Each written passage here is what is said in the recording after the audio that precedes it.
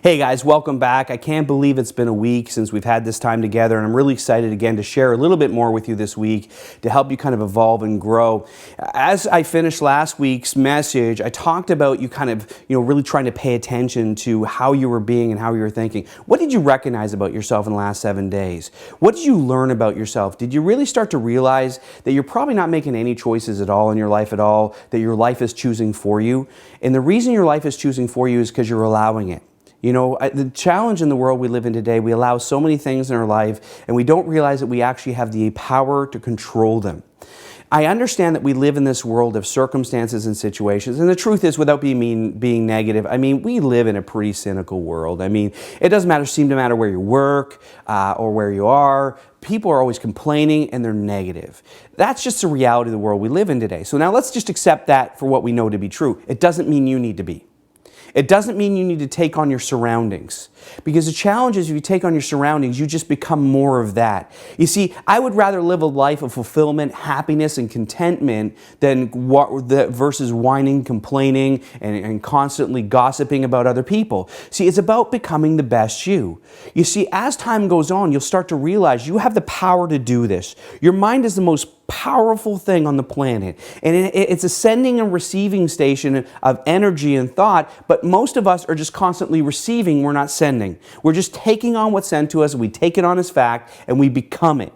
See, as we evolve over the next few weeks together, you're going to start to realize that we can really help you harness your power to take your life back, to take control back, to become the best you. As I said in the last video, I spent 25 years working with people and thousands of people. I mentioned the other day, over the past 5 or 6 years, I used to do a monthly luncheon in my house. I had over 40,000 people have a lunch in my home in the past 5 or 6 years. That's a population of a small town have been in my home.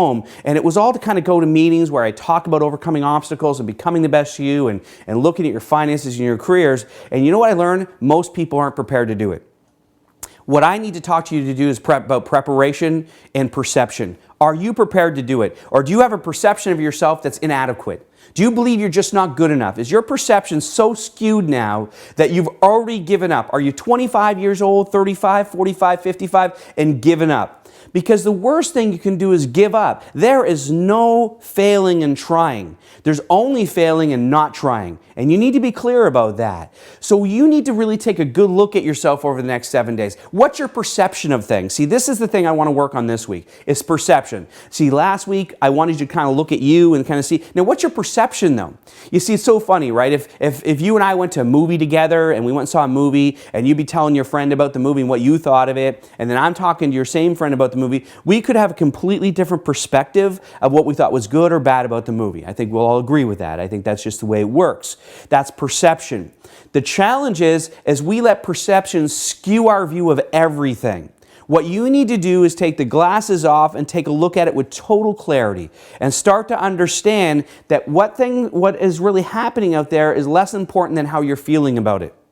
See, nothing matters and nothing means anything until you apply meaning to it. When we're kids and they say sticks and stones will break your bones, but names will never hurt you. Bull. Okay? I have not met a person that you couldn't hurt verbally. It's just wrong because we take it on. If somebody says that you're ugly, you're short, you're tall, you're fat, you're skinny, you're stupid, you're smart, whatever it is that could offend you, you take that on as a person and you create a belief system around it. The challenge is if you're 20 or 30 years old, you got 20 or 30 years worth of belief systems to break. See, that's why we got to do this video. We got to do this video every 5 minutes. The challenge is you just wouldn't watch it because it will take that long for us to correct the inadequacies we created about ourselves, not the ones that are real, because there's nothing real.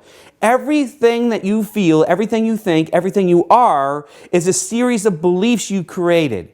So over the next 7 days, what I want you to do is start looking at the perception around these things. When somebody says something to you, what do you believe about it?